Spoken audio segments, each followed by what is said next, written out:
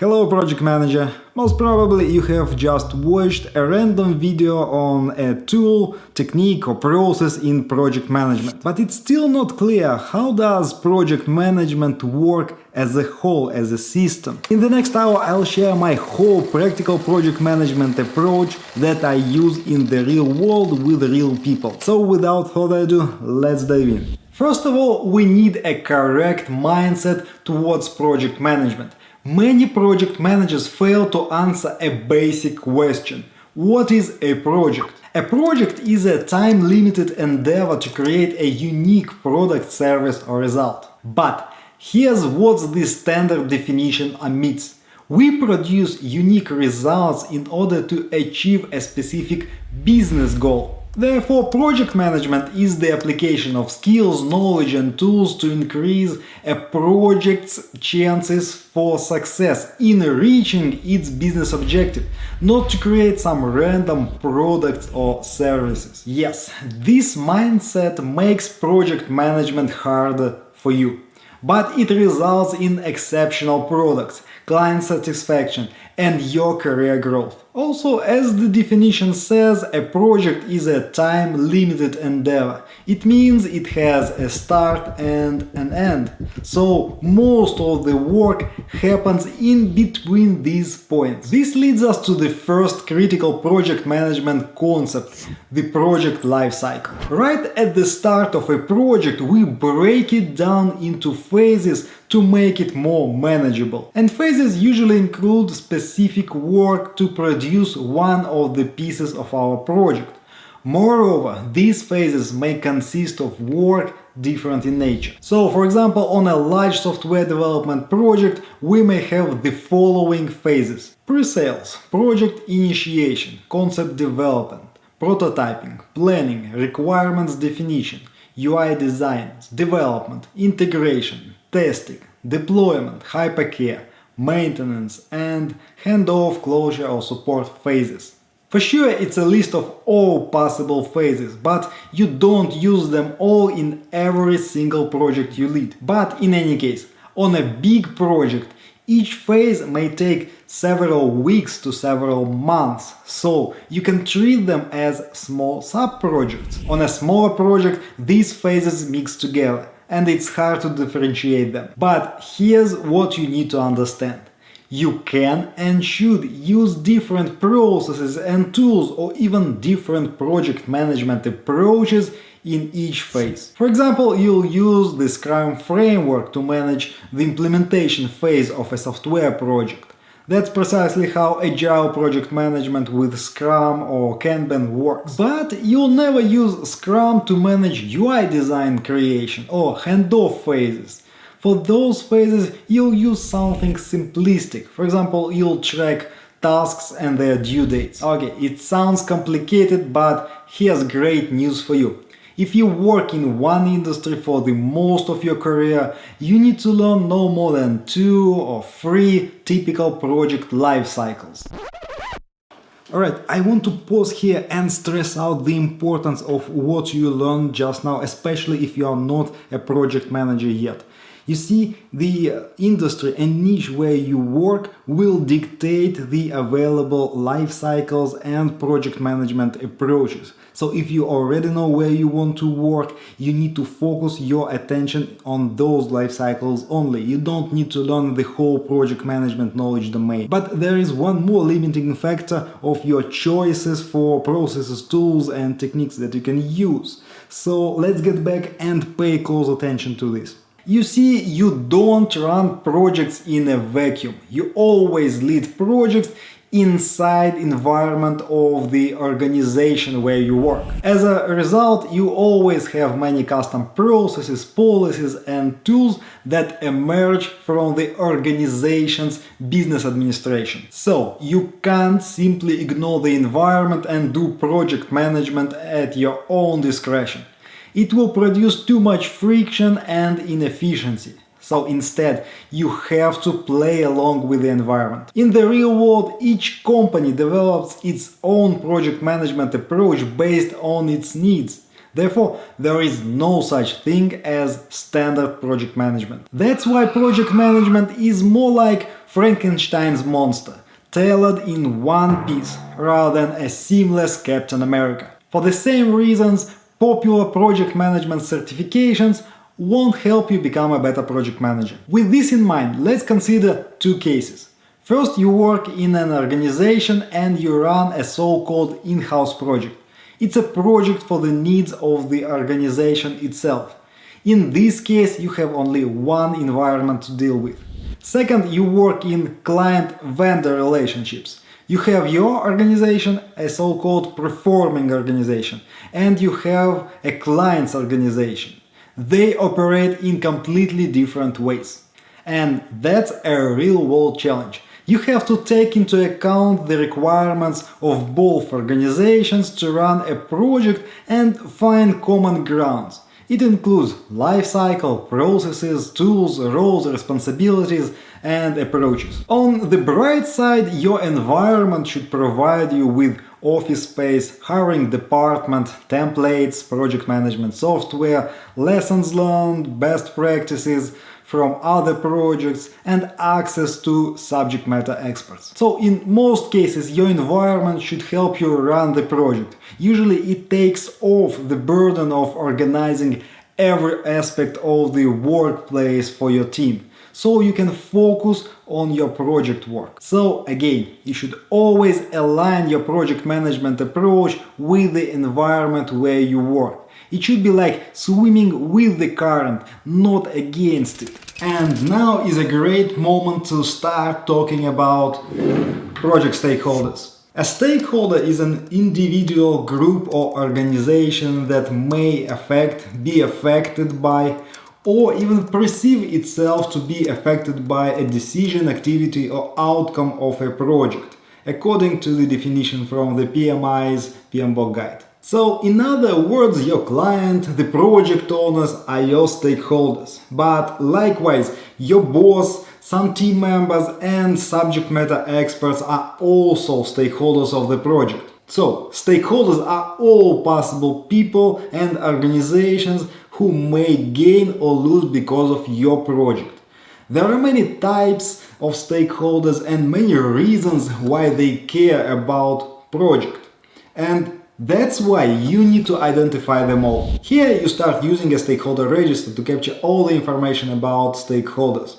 And then you need to perform stakeholder analysis and decide how you want to interact with each of them. Here's what I want you to remember. Stakeholders provide requirements. Some of them provide requirements towards the product or service you need to create. Others provide requirements towards your project management approach they want you to use in their environment. And here's a critical part. It's your responsibility to collect all the requirements from all stakeholders for your project. In the real world, if you miss identifying important requirements from an important stakeholder, it will be your fault. In the worst case scenario, this stakeholder will use their authority to force you to include the requirements into the project. You have to change your project management plan, explain to other stakeholders how it could happen, and maybe ask for additional budget and time. And usually it's an unpleasant conversation. Or even it may put the whole project at risk of failure.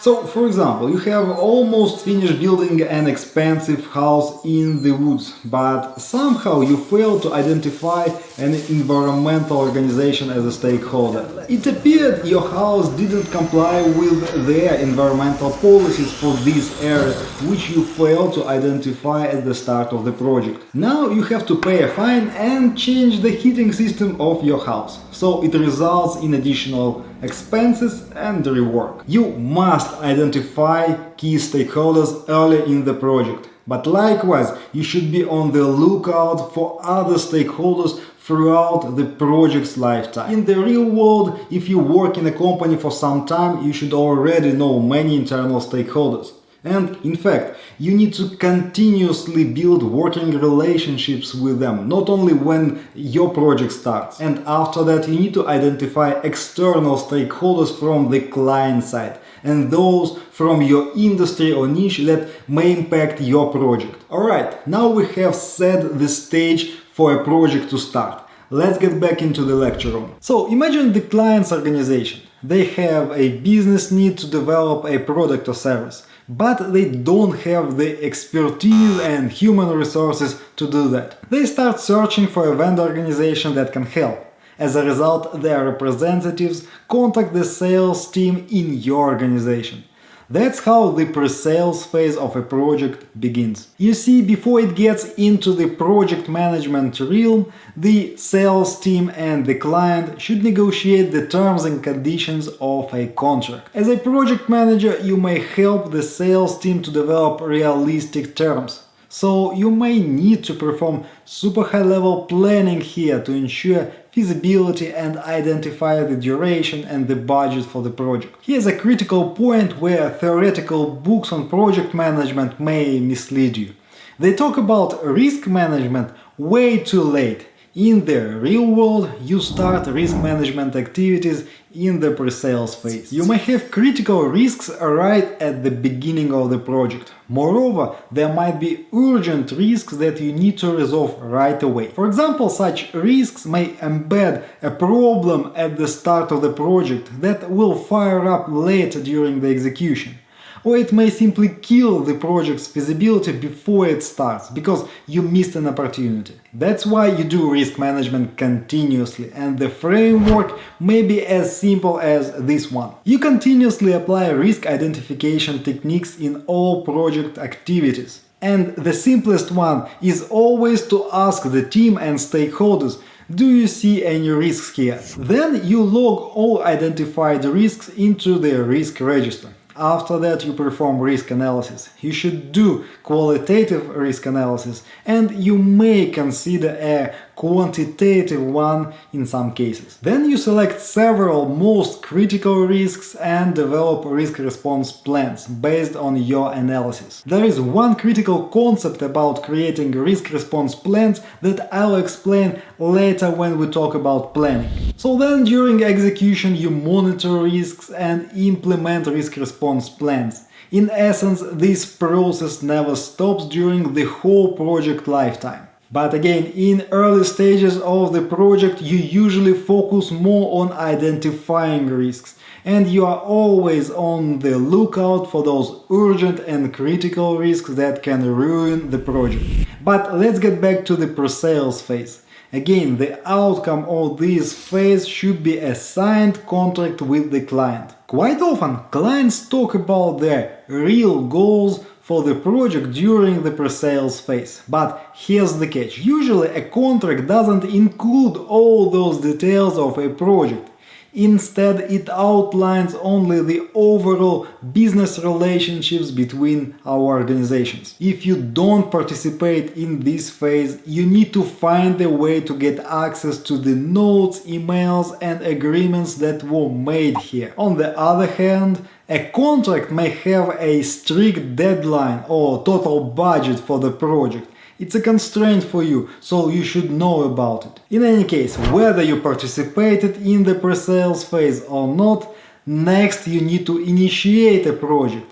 It's a transition from the sales and contract negotiations into project management. And as you remember from the definition, we need to identify three things: the business objective, the unique result we are going to produce, and the boundaries of the project. And in practice, to initiate a project, we use a tool called a project charter.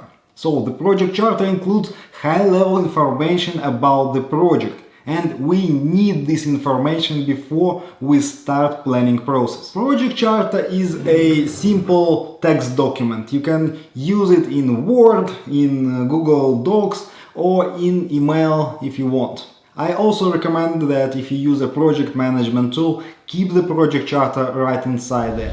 A project charter usually includes project description, business case, project objectives, pre-assigned resources, stakeholders, known requirements, description of product, services and major deliverables, assumptions, constraints and project risks. Keep in mind that it's not a comprehensive description of the project. The project charter should be no more than 5 pages long. The shorter the better. In the real world, you may need to create a formal document, but in most cases You'll simply collect this information and talk through it with your project owners.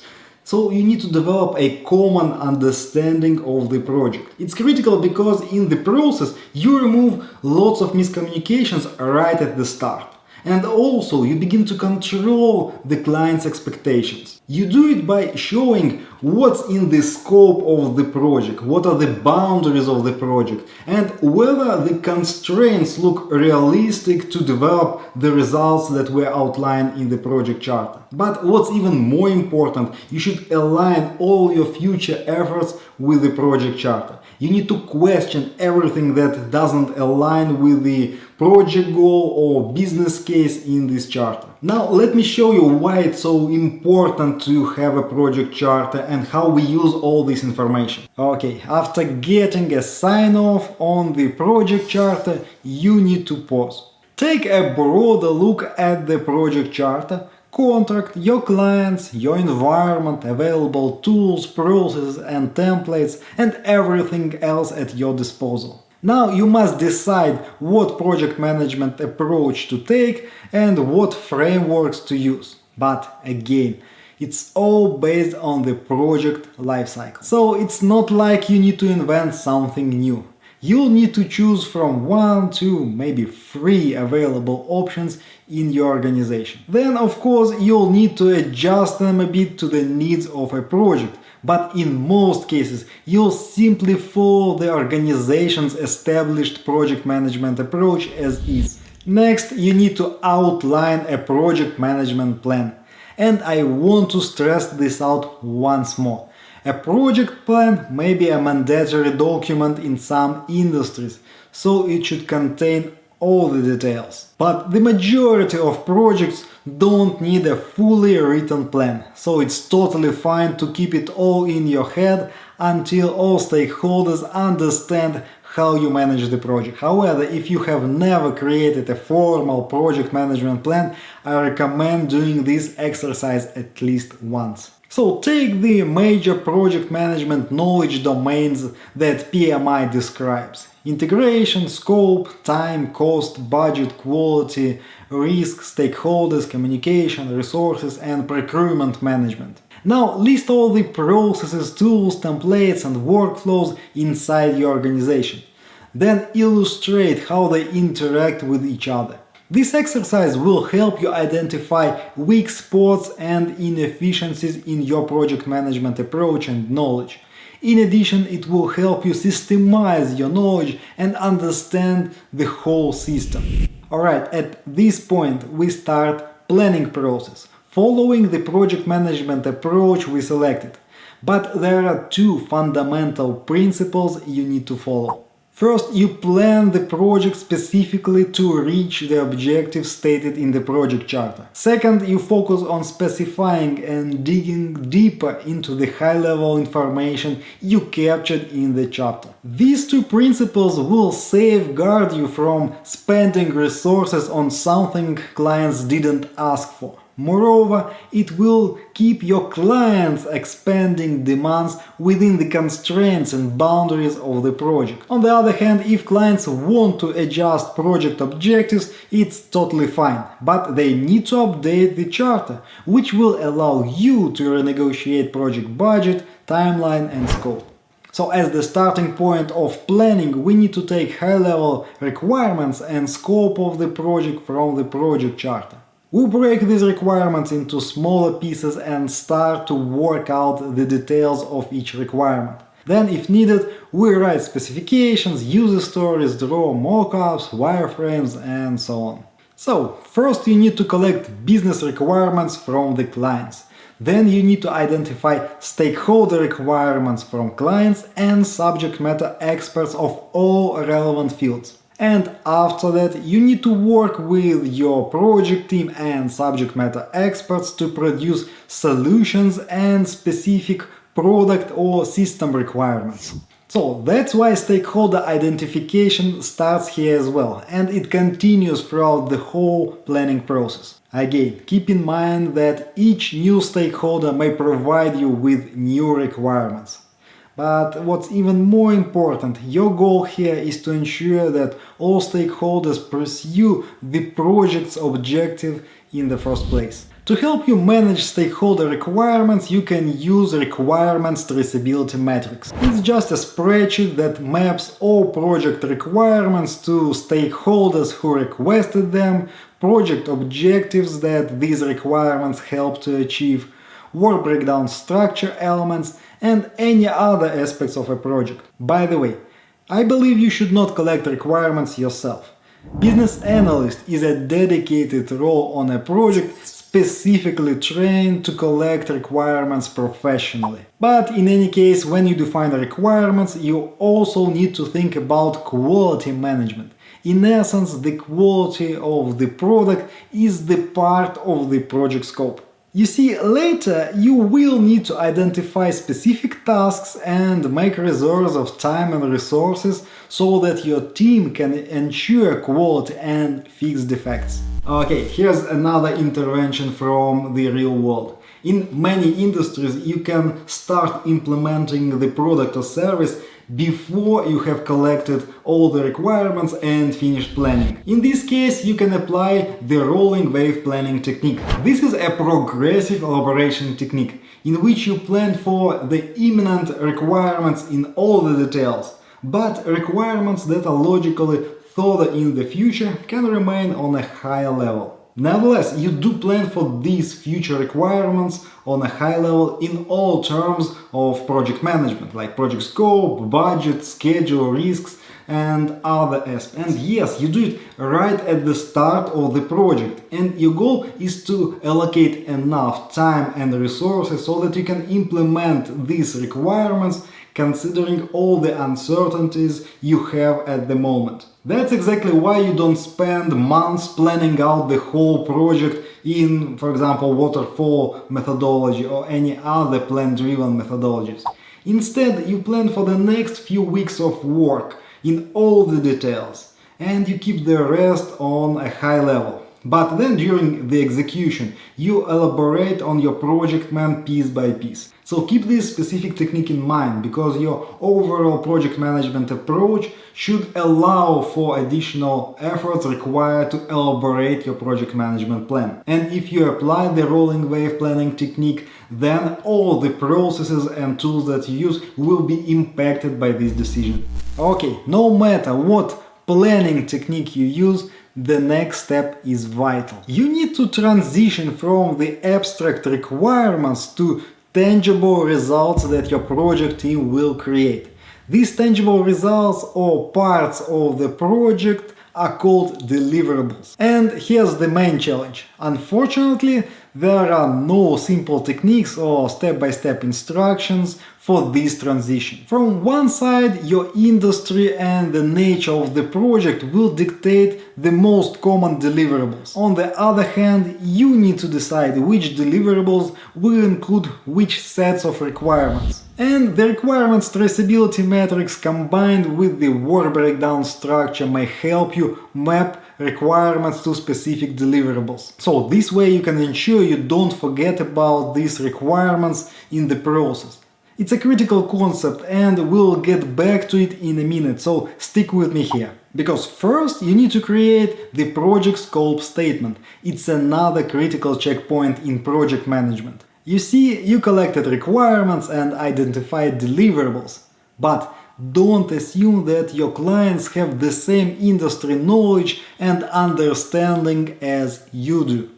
You need to explain what they will get as the result of the project. So, the project scope statement describes all project deliverables and how you will create them in simple language. Clients should understand what you'll do even in a technical industry. It's critical because next you'll put a lot of time and effort into creating a plan to implement those exact deliverables. And as a result, you'll spend all the allocated resources of the project to create those deliverables. So you've got to be certain that that's exactly what your clients need. Moreover, they should be confident that These deliverables will help them reach the project's business objectives. Ideally, clients need to put a signature on this scope statement. Next, we have another critical integration point. We need to transfer deliverables that clients signed off from scope statement into work breakdown structure. Okay, the work breakdown structure is the tool that helps you break down the whole project scope and identify 100% of it. And by the way, project scope is simply the description of all the work that your project team needs to do to create these deliverables. Usually we describe them as tasks. From a practical standpoint, I recommend that you keep the naming of deliverables and the meaning that comes from clients. You are still watching? Good for you, because now we are going to talk about cool stuff, the project management software. As you already understand, there will be hundreds of tasks. These tasks will have lots of attributes, and then you will assign dependencies and line them up on a Gantt chart. So tracking all these attributes manually, for example in Excel, is a waste of your time and effort. Making a change in the project management plan like that will be painful as hell. That's exactly why creating a work breakdown structure is the common starting point for all these project management software applications. So the decomposition of deliverables and the rest of the steps I will explain further should happen in the dedicated PM software. And in general, you should try to keep all project information in one tool right from the start. A word of warning though, any project management application is dumb. It's just a fancy calculator, so it does what you tell it to do. So if you use incorrect project management principles, for example, the principles of creating a high-quality work breakdown structure, your software will give you a misleading picture. Therefore, you must understand the underlying project management principles used in these apps. That's why we're going back and we'll discuss the decomposition technique in project management and few other key principles. WBS consists of big pieces of tangible results that we called deliverables and smaller pieces called work packages. These all have unique identifiers that clearly state their position in the structure. So we put deliverables from the scope statement on the first level of decomposition. The idea is that we first list all the major pieces of the project. Then we need to decompose each deliverable into smaller components, the work packages. Again, work packages should also be finished, tangible and testable pieces of the project, but smaller. The rule of thumb from the practical standpoint is to make work packages small enough to fit within reporting period. And here's another important rule. If something is not in the work breakdown structure, it's not a part of the project. You see, it means that if you can't logically put a piece of work under one of the major deliverables, you most likely fail to identify 100% of the project scope in the beginning. It's a warning sign of scope creep. Next, we go one step further. We decompose or break down all the work packages into tasks. Ideally, again, from practical standpoint, one team member should be able to finish a task from start to finish. And from experience, I prefer tasks no longer than 3 working days. Such level of decomposition provides better accuracy. By the way, somewhere at this point in planning, you may also need to start thinking about whether you need to outsource some project deliverables. It's called make or buy decisions. Many considerations go into these decisions. The major one is whether your organization has the required resources and expertise to implement all these deliverables. But let's move on. We have decomposed the work packages into tasks. Now our goal is to estimate each task. Usually we start by assessing what kind of resources we need to finish this task. You need to think about people, their skill set and their level of expertise. If you don't have a team yet, you'll have to create these role descriptions for the recruitment department. Or if you have a team already, you can assign people to the tasks at once. On the other hand, we need to analyze what equipment, materials and tools we need for these tasks. So then we need to plan to acquire all these resources. Sometimes a company has a pool of people we can take for our project, so we'll need to negotiate internally. But likewise, we may need to hire these people. From an equipment and materials perspective, we have the same situation. The company may have the stock that we can use, it may have a list of vendors that we can contract, or we may need to find all these vendors from scratch. This analysis of required resources will result in two separate documents. The first one is the Human Resources Acquisition Plan.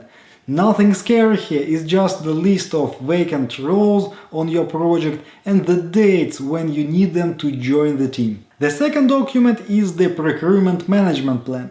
Again, you need to plan how you will acquire equipment, tools and materials and when you expect it. So here you may need to engage with the procurement department or procurement manager of your organization. In any case, these two plans will impact your schedule because we can't hire people the next day when we need them. It may take months. The same goes for equipment and materials. Your project schedule will have due dates for all those resources. Now we need to estimate the duration it takes for the assigned roles or real people to finish each task. And a critical side note here. You as a project manager should not estimate tasks yourself. If you have the team already, obviously they do it. However, if you don't have any team members, you should ask for a pre-assigned expert to help you out here. So always consider the average productivity of a role based on the experience level you identified, not the knowledge level of an expert who does the estimates. With all this information, we can assign dependencies between tasks and create a draft of the project schedule. You have to play around to create a final and realistic version of this schedule. So here is a step-by-step instruction on how to do it. You can pause now and read through this. Next, we can also find average prices for the materials and hourly rates for the type and level of labor we need. So you can easily calculate the total cost of a task. The idea is to perform the bottom-up estimate. First, you estimate all tasks, then summarize them to the work package level. Then you summarize work packages to the deliverables level. As a result, you can create a draft of the project budget. Another critical note here. What I've just described is a generic way of estimating tasks. But if you work in the software development industry, for example, you have a prepaid team for the next few months. Or if you work in a company that uses only in-house resources, there is no need to do it this way. So rather than assigning resources, estimating the duration and calculating the cost of the task, you directly estimate it in efforts, in person hours, for an average role that you will have on your team. So in this case, you are more interested in leveling resources and ensuring that you are using all the available efforts. Okay, let's get back to planning process. Okay, I keep telling you that you have created the draft version of the schedule and budget. That's because we need to perform risk management activities before we can finalize the project plan. Okay, we've been identifying and analyzing risks since the start of the project. Now we need to run dedicated risk identification sessions based on the draft of our project management plan. Then we need to finalize the analysis, select the risk we need to address, and develop risk response plans. But what does it mean to create a risk response plan? First, it means that you come up with a specific action plan. Then someone needs to execute the plan. Moreover, they may need money and other resources to do that. So in essence, it means you need to add tasks.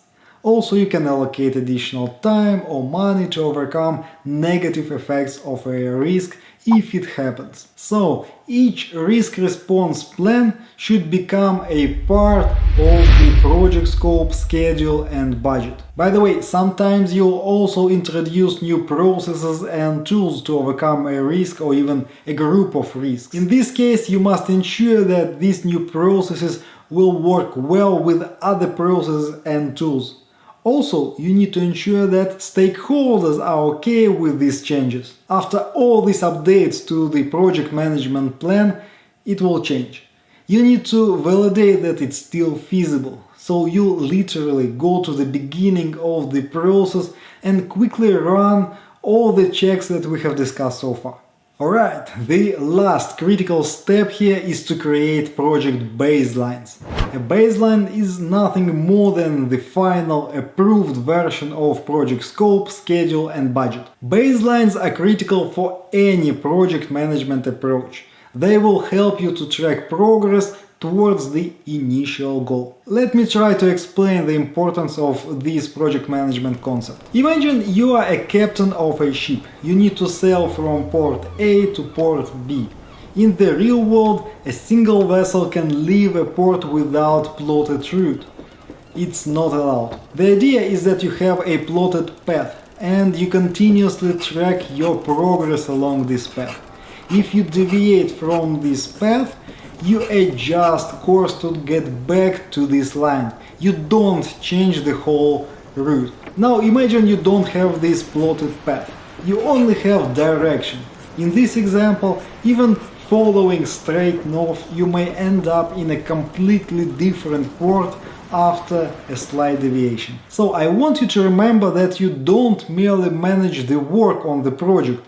You execute the project management plan you created.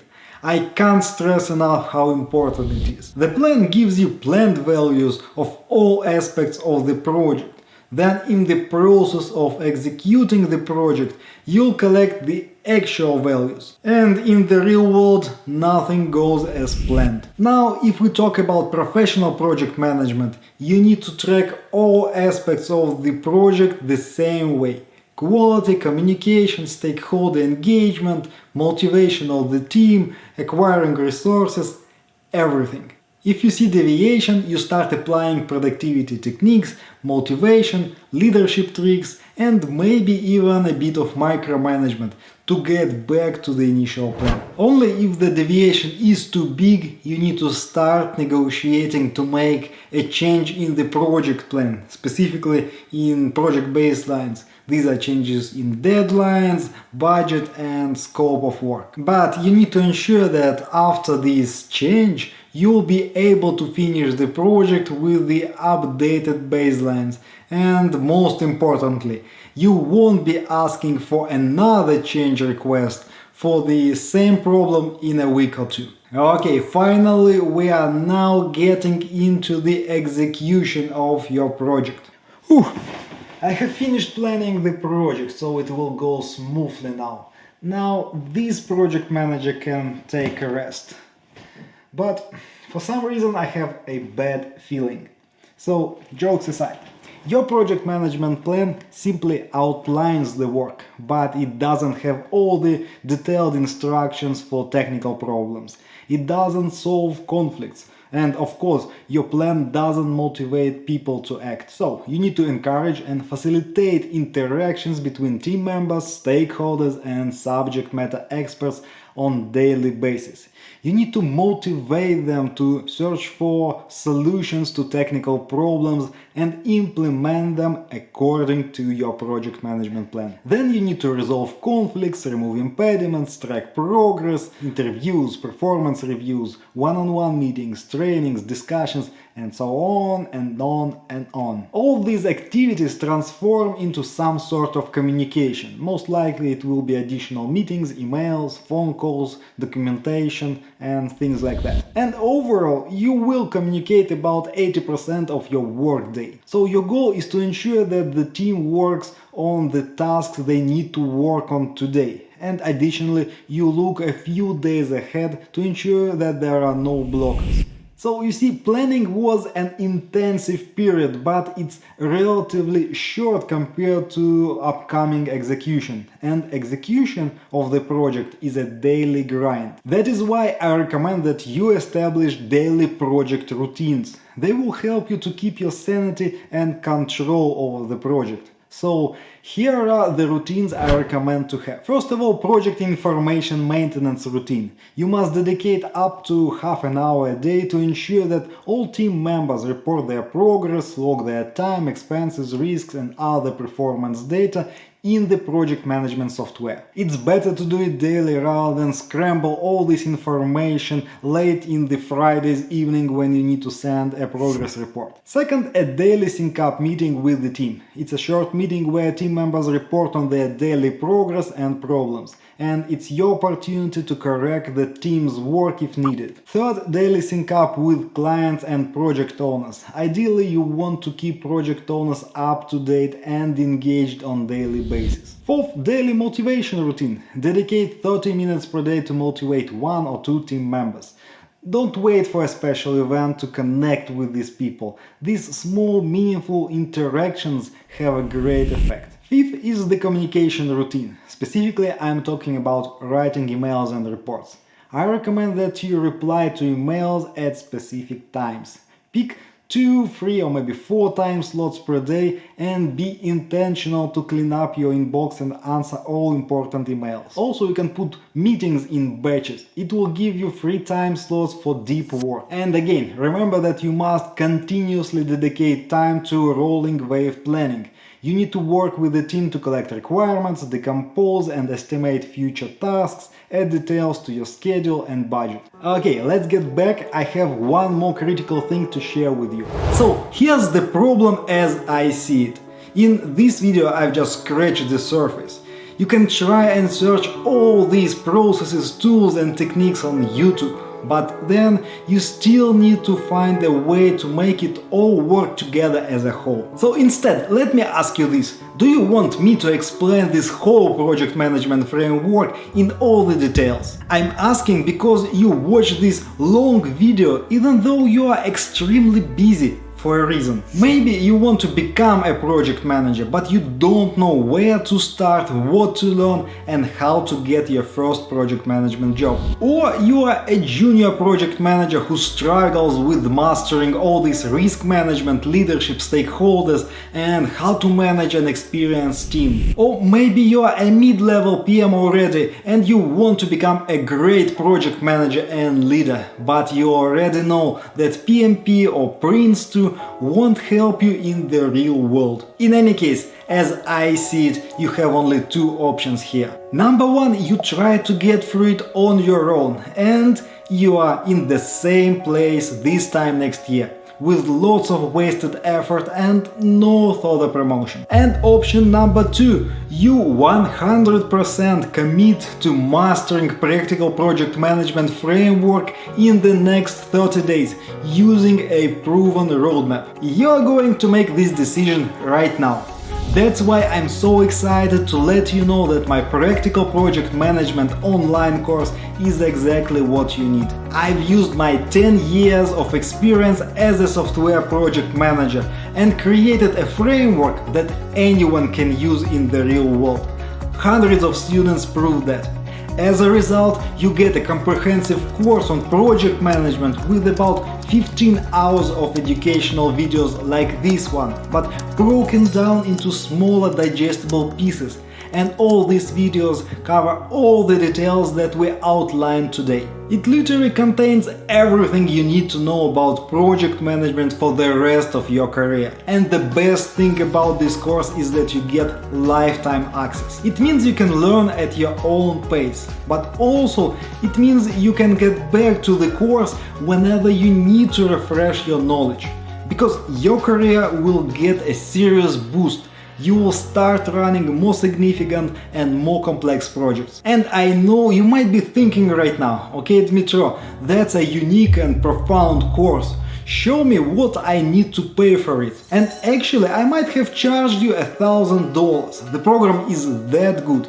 There is a lot of value that you don't get from any other online course, because this one comes from my practical experience, not from theory. But I am really passionate about my profession. I believe that if I train you, there will be one more great leader in the world.